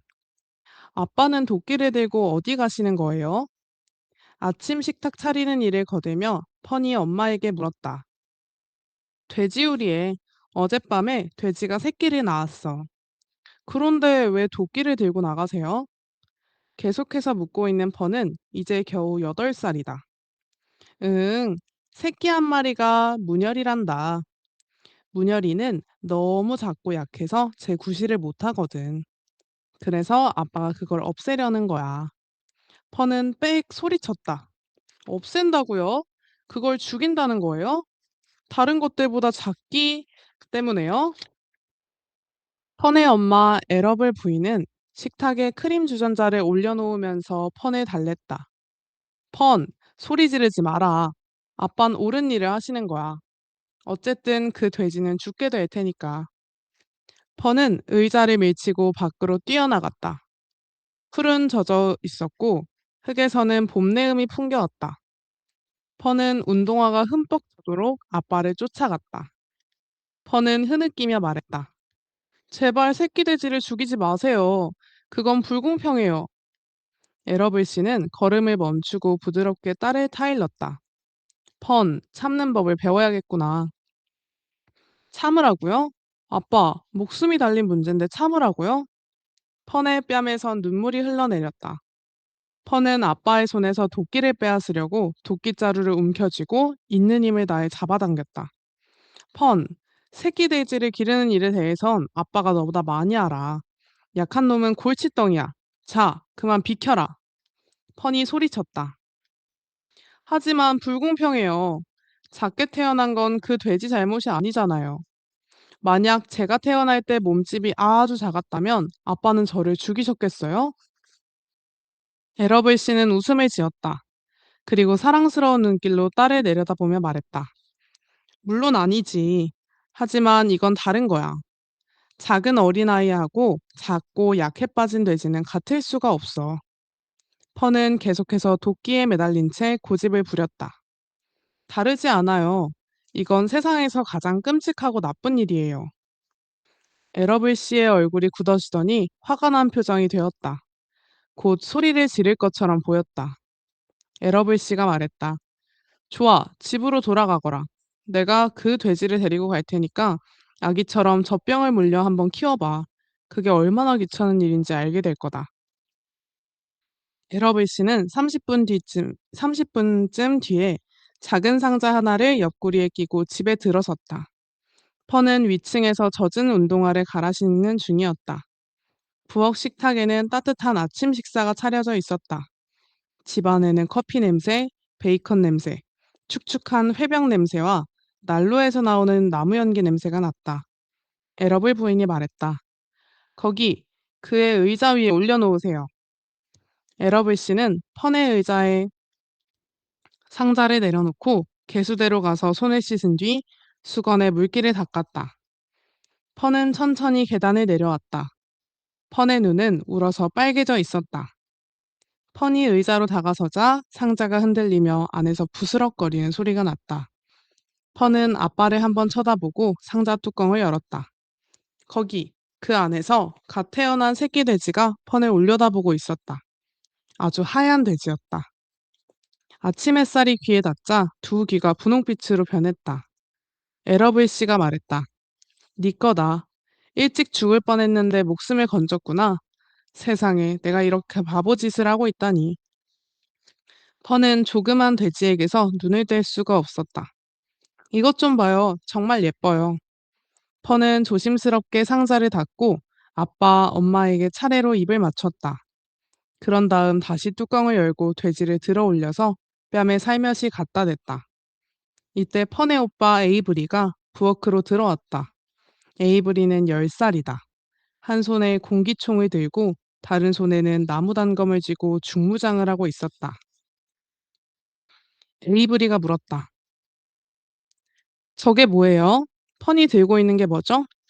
에러블 부인이 대답했다. 펀이 아침 식사에 손님을 초대했구나. 세수부터 해야지, 에이브리. 에이브리는 총을 내려놓으며 말했다. 나도 좀 보여줘. 이 조그만 게 돼지라고? 별종인 모양인데 기껏해야 흰지만 하잖아. 에러블 부인이 말했다. 에이브리, 얼른 씻고 아침 먹어라. 30분 후면 학교 버스가 올 거야. 에이브리는 에러블 씨에게 물었다. 저도 돼지 한 마리 가져도 돼요, 아빠? 안 돼. 일찍 일어나는 사람한테만 돼지를 주는 거야. 펀은 새벽에 일어나서 나쁜 일을 막으려고 애썼지. 그래서 돼지를 갖게 된 거다. 물론 작긴 해도 돼지가 틀림없지. 아침에 일찍 일어나면 뭐가 생기는지 이제 알겠지? 자, 이제 밥을 먹어야지. 하지만 펀은 돼지에게 먼저 우유를 먹이기 전에는 밥을 먹을 수가 없었다. 에러블 부인이 젖병과 고무 젖꼭지를 찾아내 병에 따뜻한 우유를 넣고 꼭지를 끼워 펀에게 건네주었다. 돼지에게 아침을 먹여라. 펀은 부엌 한쪽 구석 바닥에 앉아 새끼 돼지를 안고 젖병을 물렸다. 그 돼지는 아주 작았지만 식욕이 왕성해 금세 젖꼭지를 빨았다. 밖에서 학교 버스가 경적을 울렸다. 서둘러라. 에러블 부인이 펀에게서 돼지를 빼앗고 손에 도넛을 쥐어주며 소리쳤다. 에이브리는 한 손으로는 총을, 다른 손으로는 도넛을 움켜쥐었다. 펀과 에이브리는 밖으로 달려나가 버스에 올라탔다. 펀은 버스 안에 있는 아이들이 눈에 들어오지 않았다. 자리에 앉아 창밖만 내다보며 세상이 너무 아름답고 돼지를 혼자 차지하게 되어 정말 행운이라고 생각했다. 버스가 학교에 도착할 때쯤 드디어 펀은 자기 애완동물에게 꼭 어울리는 이름을 생각해냈다. 펀은 혼자서 속삭였다. 윌버라고 불러야지. 선생님이 질문하실 때에도 펀은 돼지 생각만 하고 있었다. 펀, 펜실베이니아 주의 중심 도시가 어디지? 펀은 꿈꾸듯이 대답했다. 윌버요. 아이들이 킥킥거리며 웃었고 펀의 얼굴은 빨개졌다. 2. 행복한 날들. 펀은 무엇보다도 윌버를 사랑했다. 윌버에게 우유를 먹이는 것과 윌버를 쓰다듬는 것과 잠재우는 것을 좋아했다. 매일 아침 펀은 일어나자마자 우유를 데운 뒤 윌버에게 턱받이를 채워주고 윌버가 우유를 먹기 쉽게 병을 잡아주었다. 오후에 집에 도착하면 학교 버스에서 뛰어내려 곧장 부엌으로 달려가 윌버에게 줄 우유를 담았다. 그리고 저녁 식사 때와 잠자리에 들기 직전에 한 번씩 더 먹였다. 펀이 학교에 가 있는 점심때는 에러블 부인이 윌버에게 우유를 주었다. 윌버는 우유를 아주 좋아했고 펀이 우유를 데울 때가 가장 행복했다. 그때마다 윌버는 뒷다리로 서서 존경의 눈으로 펀을 쳐다보곤 했다. 태어나서 처음 며칠 동안 윌버는 부엌 난로 옆 상자에서 지냈다. 그러다 에러블 부인이 성가셔에서 헛간에 있는 좀 더 커다란 상자로 옮겼다. 2주 후에는 바깥으로 나왔다. 사과꽃이 피는 철이었다. 날은 점점 따뜻해지고 있었다. 에러블 씨는 사과나무 아래에 특별히 윌버를 위해 작은 마당을 만들고 짚을 가득 채운 커다란 나무 상자를 놓아주었다. 상자에는 윌버가 마음대로 드나들 수 있는 문도 있었다. 펀은 에러블 씨에게 물었다. 밤에 춥지 않을까요? 춥지 않을 거다. 어떻게 하고 있는지 한번 보렴. 펀은 우유를 한 병 가져와 마당의 사과나무 아래에 앉았다. 윌버가 달려왔다. 윌버가 우유를 빠는 동안 펀은 우유병을 받쳐들고 있었다. 윌버는 우유를 마지막 한 방울까지 다 마시고는 꿀꿀거리며 졸린 듯 상자 안으로 들어갔다. 펀은 문으로 안을 들여다보았다. 윌버는 코로 집더미를 헤집고 있었다. 윌버는 금세 집더미에 구멍을 파더니 그 속으로 기어 들어갔다. 윌버의 몸이 집에 폭 덮여 보이지 않았다. 펀은 매우 흐뭇했다. 윌버가 따뜻하게 잔다는 것을 알고 안심했다. 매일 아침밥을 먹고 나면 윌버는 밖에까지 따라 나와 펀과 함께 버스를 기다렸다. 펀은 버스에 올라타 손을 흔들었다. 윌버는 그 자리에 서서 버스가 모퉁이를 돌아 보이지 않을 때까지 지켜보았다. 윌버는 펀이 학교에 있는 동안에는 자기 마당 안에서 지내야 했다. 그러나 오후에 펀이 집에 돌아오면 곧바로 윌버를 풀어주었고 윌버는 펀이 가는 곳을 졸졸 따라다녔다. 펀이 집 안으로 들어가면 윌버도 따라 들어갔다. 펀이 위층으로 올라가면 내려올 때까지 계단참에서 기다렸다. 펀이 인형을 유모차에 태우고 산책하러 나가면 윌버도 따라 나섰다. 가끔 산책 도중에 윌버가 피곤해하면 펀은 윌버를 안아 올려서 인형과 나란히 유모차에 태웠다. 윌버는 유모차에 타는 것을 좋아했다. 아주 피곤할 때는 눈을 감고 인형 이불을 덮고 잠을 잤다. 윌버는 속눈썹이 무척 길어서 눈을 감고 있으면 사랑스러웠다. 인형도 역시 눈을 감고 있을 때가 많았다. 그럴 때면 펀은 이 아이들이 깨지 않게 아주 천천히 그리고 부드럽게 유모차를 몰았다. 어느 더운 오후에 펀과 에이브리는 수영복을 입고 개울로 수영을 하러 갔다. 윌버는 펀의 발 뒤꿈치에 붙어 다녔다. 펀이 개울물로 뛰어들자 윌버도 뛰어들었다. 그런데 물이 너무 차가웠다. 윌버는 수영할 마음이 나지 않았다. 그래서 아이들이 수영하고 장난치고 서로에게 물을 튀기는 동안 윌버는 혼자 개울가 진흙탕에서 놀았다.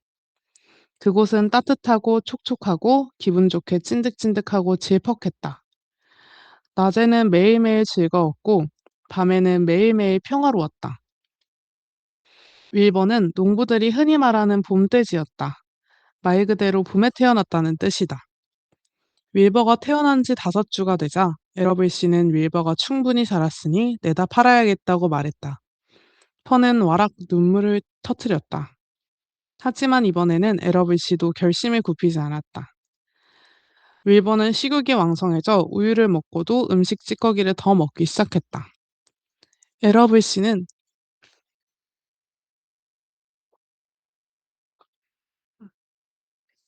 이거 줄까요?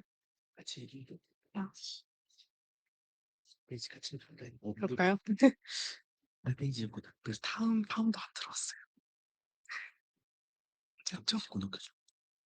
윌버가 태어난 지 5주가 되자 에러블 씨는 윌버가 충분히 자랐으니 내다 팔아야겠다고 말했다. 하지만 에러블 씨도 결심을 굽히지 않았다. 윌버는 식욕이 왕성해져 우유를 먹고도 음식 찌꺼기를 더 먹기 시작했다. 에러블 씨는 윌버에게 더 이상 먹이를 댈 마음이 없었다. 윌버의 다른 10마리 형제들은 벌써 팔아버렸다. 에러블 씨가 말했다. 펀 이제 팔아야 해. 이만하면 새끼 돼지 기르는 해 본 거야. 그리고 윌버는 이제 새끼 돼지가 아니야. 팔아야 해. 옆에서 보고 있던 에러블 부인도 나섰다. 펀, 주커만 삼촌 댁에 전화해봐라. 가끔 돼지를 기르시거든. 윌버가 거기에 가서 살면 너도 보고 싶을 때마다 걸어서 가볼 수 있잖니. 펀이 에러블 씨에게 물었다. 얼마나 받아야 하죠? 글쎄, 그 돼지는 분열이라서 말이야. 삼촌한테 돼지를 6달러에 내놓았다고 말씀드려 봐라. 그리고 삼촌이 뭐라고 하시는지 들어보자. 흥정은 곧 이루어졌다. 펀이 전화를 걸자 주커만 부인이 받았다. 주커만 부인은 큰 소리로 주커만 씨를 불렀고 주커만 씨는 헛간에서 나와 펀과 통화했다. 주커만 씨는 새끼 돼지 가격이 겨우 6달러밖에 안 된다는 말을 듣고 사겠다고 했다. 다음 날 윌버는 사과나무 아래 집에서 끌려 나와 주커만 씨의 헛간 아래층으로 옮겨졌다. 그리고 거기 두엄 더미에서 살게 되었다. 3. 탈출 소동. 헛간은 아주 넓었다. 그리고 아주 오래되었다. 헛간에서는 건초 냄새가 났고 두엄 냄새가 났다. 지친 말들의 몸에서는 땀 냄새가 풍겼고 우직한 젖소들의 숨결에서는 단내가 묻어나왔다. 헛간에서는 나쁜 일이 다시는 일어날 것 같지 않은 평화로운 냄새가 났다. 곡식 냄새, 마구에 굴대에 치는 기름 냄새, 고무장화 냄새, 새 밧줄 냄새도 났다. 고양이한테 생선 대가리를 줄 때면 헛간 안에는 비린내가 풍겼다. 하지만 가장 많이 나는 냄새는 역시 건초 냄새였다. 헛간에는 항상 건초가 키를 넘을 만큼 높다랗게 쌓여 있고 젖소와 말과 양에게 먹이로 던져준 건초가 바닥에 널려 있기 때문이었다. 가축들이 밖으로 나갈 수 없는 겨울이면 헛간은 기분 좋게 따뜻했고 산들바람이 들어오도록 커다란 문들을 활짝 열어놓는 여름이면 기분 좋게 시원했다. 헛간 위층에는 마구간과 젖소 외양간이 있고 아래층에는 양우리와 위버가 사는 돼지우리가 있었다. 거기에는 어느 헛간에서나 볼 수 있는 물건들로 꽉 차 있었다. 사다리, 숫돌, 새스랑, 멍키 스패너, 자루긴낫, 잔디깎기, 눈삽, 도끼자루, 우유양동이, 물양동이, 빈 곡식자루, 녹슨지떡. 이 헛간은 제비가 둥지 틀기를 좋아하고 아이들이 들어와 놀고 싶어하는 바로 그런 헛간이었다. 이 모든 것이 펀의 삼촌인 호머 주커만 씨의 것이었다. 윌버의 새 보금자리는 헛간 아래층, 외양간 바로 밑에 있었다. 주커만 씨는 어린 돼지를 기르기에 두엄더미가 좋다는 걸 알고 있었다. 돼지는 따뜻하게 해줘야 하는데 헛간 아래층은 남향이라 따뜻하고 안락했다. 펀은 거의 매일 윌버를 보러 왔다. 펀은 우유를 짤 때 앉는 낡은 의자를 주워와 윌버의 우리 옆에 있는 양우리에 들여놓았다. 펀은 그 의자에 말없이 앉아 생각에 잠기기도 하고 윌버를 지켜보기도 하고 가축들에게 귀를 기울이기도 하면서 긴 오후를 보냈다. 양들은 곧 펀을 알아보게 되었고 믿게 되었다.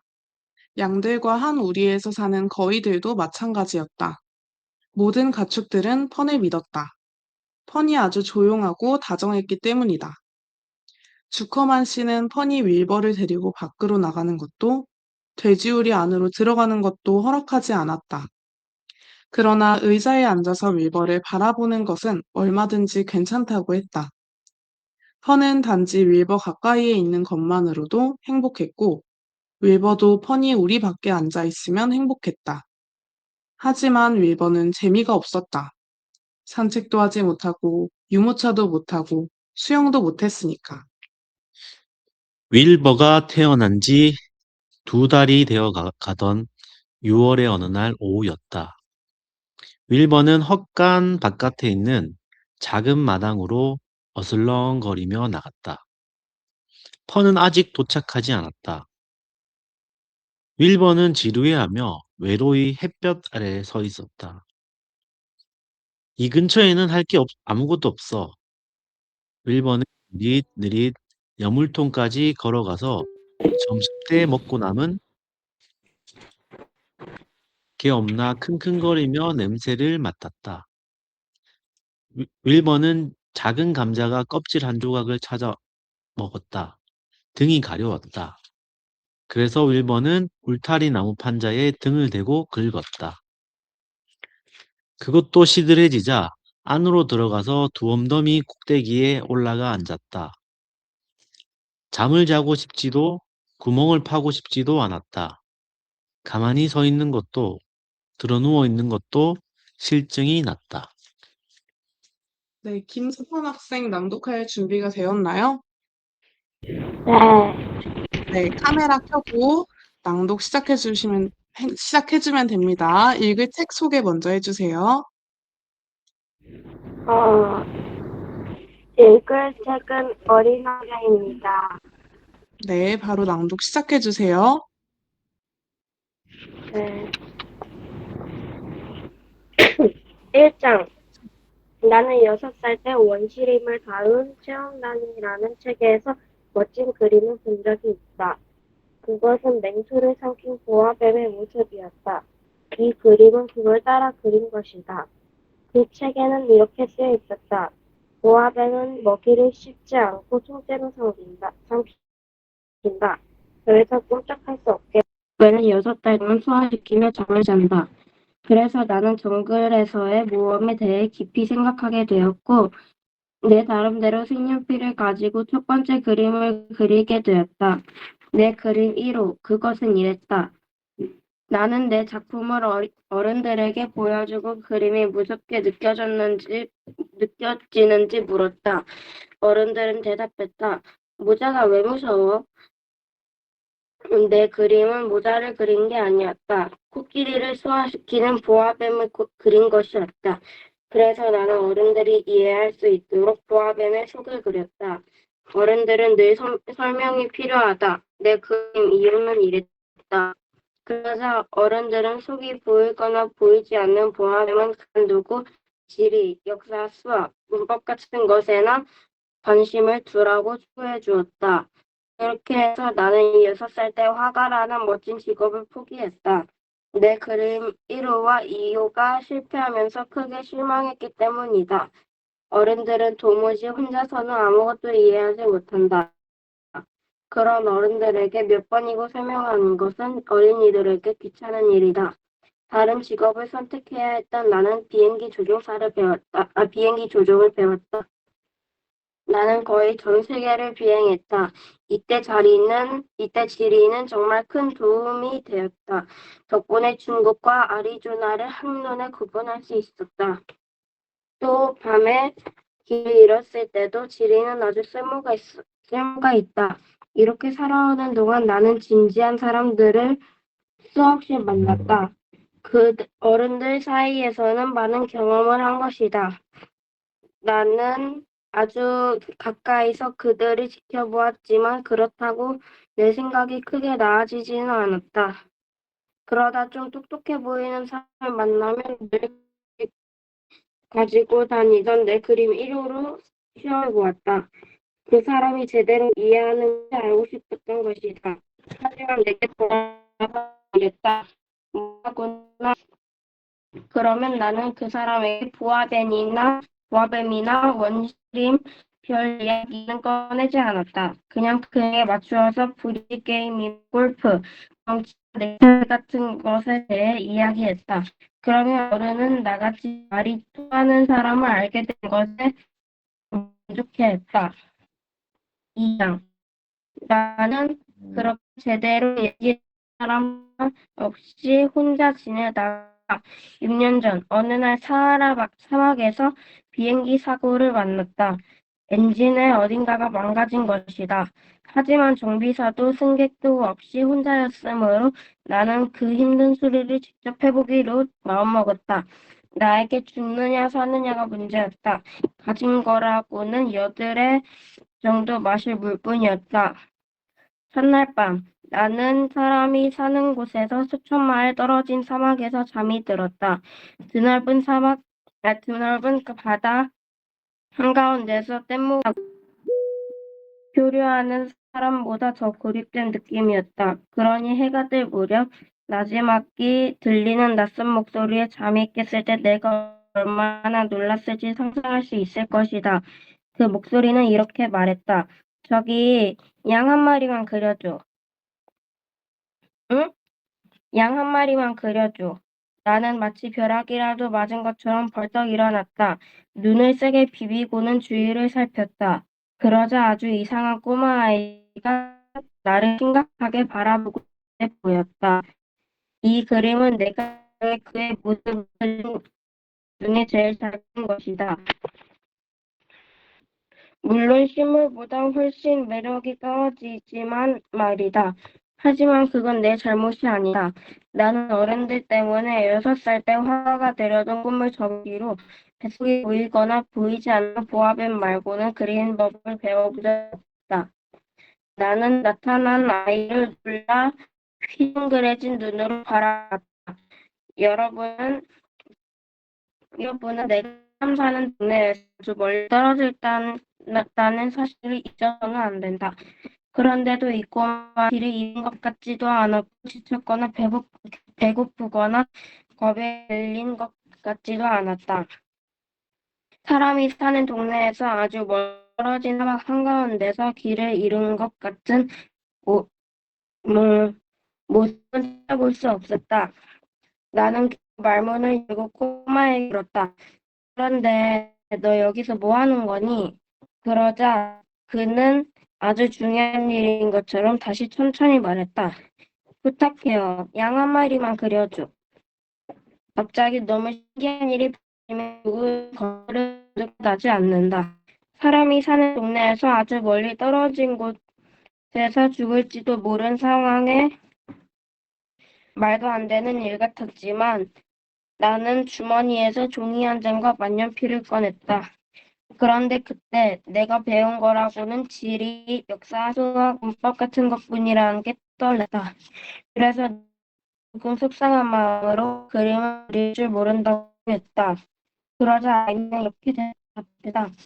괜찮아, 양말 그려줘. 하지만 양을 한 번도 그려본 적이 없었던 나는 그릴 줄 아는 사실 한 꼬마에게 그려줬다. 가르기 보이지 않는 보아뱀이었다. 그런데 아이의 대답은 나는 깜짝 놀라고 말았다. 아니, 아니야. 보아뱀 속에 코끼리 말고 보아뱀은 아주 위험해. 코끼리는 너무 커서 거추장스럽고 내가 사는 아주 작거든. 난 양이 필요해. 양 한 마리만 그려줘. 그래서 나는 이렇게 그렸다. 그는 가만히 들여다보더니 말했다. 아니야, 이 양은 벌써 많이 아프잖아. 다른 양으로 그려줘. 나는 다시 그렸다. 내 꼭 친구는 들어고 너그러운 미소를 지으며 말했다. 아이 참, 이게 아니야. 순양이잖아. 여기 뿔이 있잖아. 그래서 나는 또다시 그렸다. 하지만 이번에도 앞에 그린 데처럼 숫자를 맞았다. 이건 너무 늙었어. 난 오래 살기로 해. 서둘러 엔진을 분해하고 싶었던 나는 더 참지 못하고 이렇게 그려줬다. 한 마리를 던졌다. 이건 네가 원하는 양 그 속에 있어. 그러자 꼬마 심사위원의 얼굴이 밝아짓을 보고 나는 몹시 놀랐다. 이게 바로 내가 원하던 양이야. 그런데 양초를 많이 먹을까? 왜? 내가 아주 작고 충분할 거야. 나한테 준 건 양이니까. 꼬마는 귀를 숙여 그림 들여다보았다. 별로인데 참 아니 이렇게 알게 되었다. 3장 그가 어떠한지 알아내는 데는 시간이 있다. 어린 왕자는 내게 많은 질문을 던졌지만 질문은 않는 것다. 그래 어린 무심코 당신 말을 통해 조금씩 모든 사실을 알게 됐다. 예를 들면 어린 왕자가 처음 내 봤을 때 내 비행기는 그리지 않겠다. 그건 내가 그리기에 너무 복잡하다. 그는 나에게 이렇게 물었다. 저기 저 물건은 뭐? 저건 그냥 물건이 아니야. 하늘을 날고 비행기라고 해. 내가 하늘을 날고 말해서 나는 몹시 뿌듯한 기분이 들었다. 그러자 어린 왕자가 소리쳤다. 뭐? 그럼 하늘에서 떨어진 거야? 응, 나는 겸손하게 대답했다. 아, 그거 재밌는데. 어린 왕자가 아주 재미난 듯 웃음을 터뜨렸는데 그것이 나를 몹시 화나게 했다. 나는 사람들이 내 불행을 진지하게 여겨주기를 바라기 때문이었다. 그러더니 어린 왕자가 말을 이었다. 그럼 아저씨도 하늘에서 온 거네? 어느 별에서 왔어? 그 순간 그의 존재에 대한 수수께끼를 푸는데 한 줄기 빛이 비친 것 같았다. 그래서 얼른 물어보았다. 그럼 넌 다른 별에서 왔니? 하지만 어린 왕자는 대답하지 않았다. 그는 내 비행기를 뚫어지게 쳐다보며 천천히 고개를 끄덕였다. 저걸 탔다면 그리 먼데서 온 건 아니구나. 그리고 어린 왕자는 오랫동안 생각에 잠겼다. 그러다 주머니에서 내가 그려준 양을 꺼내 들고는 마치 소중한 보물인 양 한참을 들여다보았다. 다른 별이라는 그 알 듯 모를 듯한 말이 내 마음을 얼마나 걸렸는지 상상할 수 있을 거다. 그래서 난 좀 더 알아내려고 애를 썼다. 꼬마 친구, 넌 어디서 왔니? 너희 집은 어디야? 내가 그려준 양을 어디로 데려가고 싶어? 어린 왕자는 잠시 골똘히 생각하더니 대답했다. 아저씨가 그려준 상자면 됐어. 밤에는 그게 집이 되어줄 테니까. 그렇지. 그리고 네가 착하게 굴면 낮에 못 걷을 밧줄도 그려줄게. 말뚝도 하나 그리고. 나의 제안에 어린 왕자는 놀란 것 같았다. 묵는다고? 정말 이상한 생각이네. 하지만 묶어두지 않으면 양이 아무데나 갈 수도 있고 그런 길이 잃어서.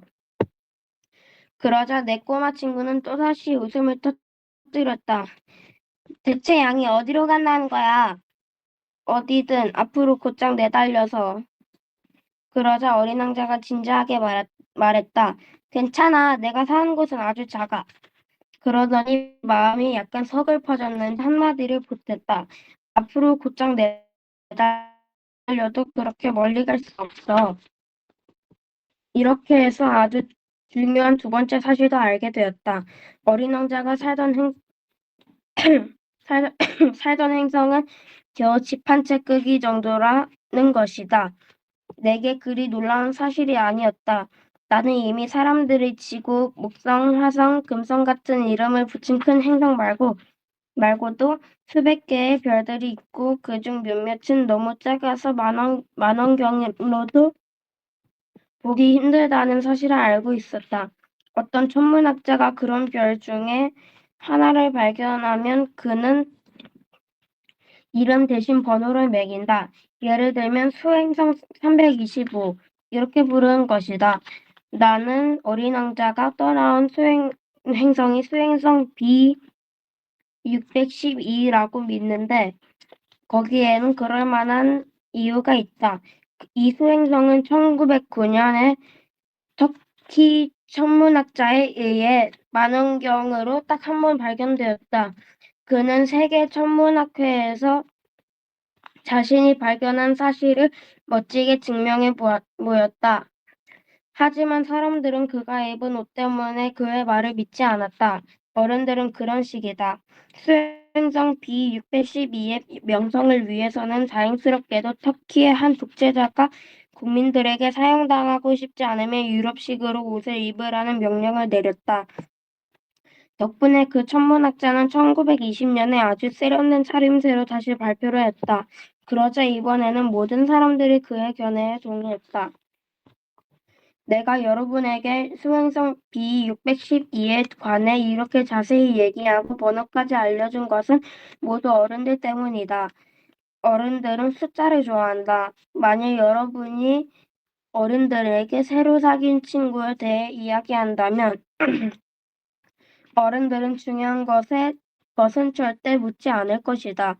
어른들은 이렇게 묻지 않는다. 그 친구 목소리는 어떠니? 어떤 노래를 좋아해? 그 친구는 나비를 수집하니? 그 대신 이렇게 묻는다.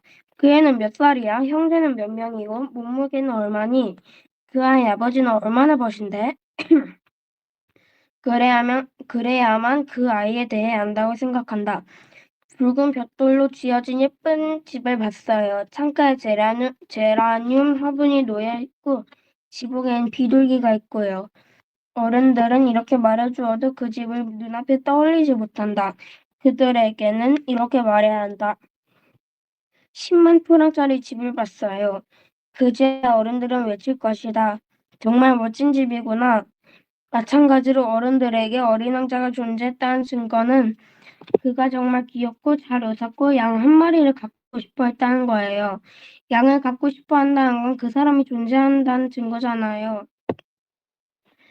라고 한다면 어른들은 어깨를 으쓱하고는 여러분을 아이 취급할 것이다. 하지만 어린 왕자가 온 별은 수행성 B612예요.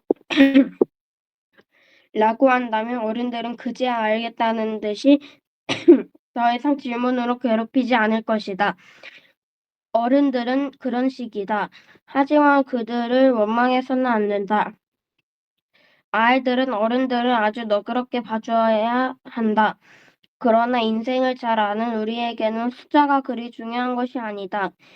사실 나는 이 이야기를 동화처럼 시작하고 싶었다. 이렇게 말이다. 옛날에 어린 왕자가 살고 있었어요. 자기보다 조금 더 큰 별에 살던 왕자는 친구를 사귀고 싶었어요. 인생을 아는 사람들에게는 이렇게 말하는 것이 훨씬 더 사실적일 것이다.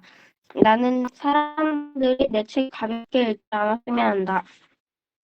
이 추억을 이야기하는 것은 내게 무척 슬픈 일이다. 내 친구가 자신의 양을 데리고 떠난 지 벌써 6년이 지났다. 여기 그 친구에 대한 이야기는 애써 풀어놓으려는 것을 그는 잊지 않기 위해서다. 친구를 잊는다는 것은 슬픈 일이다. 모든 사람들에게 친구가 있는 것은 아니다. 그리고 나도 숫자밖에 관심이 없는 어른이 될 수도 있다. 내가 아직도 화구상자와 크레용을 사는 것도 바로 그 때문이다. 6살 때 속이 보이는 보아뱀과 속이 보이지 않는 보아뱀 말고 다른 것은 그려본 적이 없는 내가 이 나이에 그림을 다시 시작하는 것은 어려운 일이다. 물론 나는 가능한 비슷하게 초상화를 그리려고 노력할 것이다. 하지만 성공할지 어떨지는 전혀 자신할 수가 없다. 어떤 그림은 괜찮고 또 어떤 그림은 전혀 닮지 않았다. 키도 조금씩 다르다. 여기서는 어린 왕자가 너무 크고 또 저기서는 너무 작다. 그의 옷 색깔에도 자신이 없다. 그래서 나는 이렇게 저렇게 어떻게든 시도를 해본다. 더 중요한 세부 사항에 대해서도 좀 틀릴지 모른다. 하지만 그 점에 대해서는 나를 좀 봐주었으면 한다. 내 친구가 아무 설명도 해주지 않았기 때문이다. 그는 어쩌면 내가 자신과 닮았다고 생각했는지 모른다. 하지만 아쉽게도 나는 상자 속의 양을 들여다볼 줄 모른다. 어쩌면 나도 조금 어른들처럼 변한 건지 모른다. 나도 하는 수 없이 나이가 들었나 보다. 5장. 나는 어린 왕자의 별과 그곳을 떠나 시작된 여행에 대해 매일 조금씩 알게 되었다. 그것은 이런저런 생각을 하다가 은연중 입 밖으로 나오게 된 것이었다. 셋째 날, 바오밤 나무의 안타까운 이야기를 알게 된 것도 그런 식이었다. 이번에도 역시 양 덕분이었다. 어린 왕자는 아주 심각한 고민에 빠진 듯이 갑자기 나에게 물었다. 양들이 작은 나무도 먹는다는 게 정말일까? 응, 정말이지. 아, 잘됐다. 나는 양들이 작은 나무를 먹는다는 게 왜 그렇게 중요한지 그 이유를 알 수 없었다. 그런데 어린 왕자가 말을 이었다. 그러면 양들이 바오밥 나무도 먹겠네. 나는 어린 왕자에게 바오밥 나무는 작은 나무가 아니라 교회당만큼 큰 나무여서 코끼리 한 떼를 끌고 가도 바오밥 나무 한 그루조차 먹어치울 수 없을 거라고 일러주었다. 코끼리 떼 이야기에 어린 왕자가 웃음을 터뜨렸다. 코끼리라면 서로 포개 놓아야 할걸. 그러더니 지혜롭게 한마디 했다. 바오밥 나무도 자라기 전에는 작은 나무야. 그렇긴 하지. 그런데 왜 양이 바오밥 나무를 먹으면 좋겠다는 거야? 그거야 뻔하지. 그가 당연하다는 듯이 대답했다. 그래서 나는 혼자 그 문제를 풀어보려고 끙끙댔다. 실제로 어린 왕자가 사는 별에는 다른 별과 마찬가지로 좋은 식물과 나쁜 식물이 있었다. 좋은 식물에서 좋은 씨가, 나쁜 식물에서는 나쁜 씨가 맺힌다. 하지만 씨는 눈에 띄지 않는다. 땅속 깊은 곳에서 잠을 자다가 어느 날 그 씨앗들 중 하나가 잠에서 깨어날 채비를 한다. 그러면 씨앗이 뿌지. 네, 바른 목소리로 아주 또박또박 잘 낭독해 주었습니다. 고마워요. 김서연 학생은 이제 나가줘도 좋고요. 김도훈 학생 카메라 켜고 준비해 주세요. 제가 오늘 읽을 책은 해든 분식입니다. 잠시만요. 네,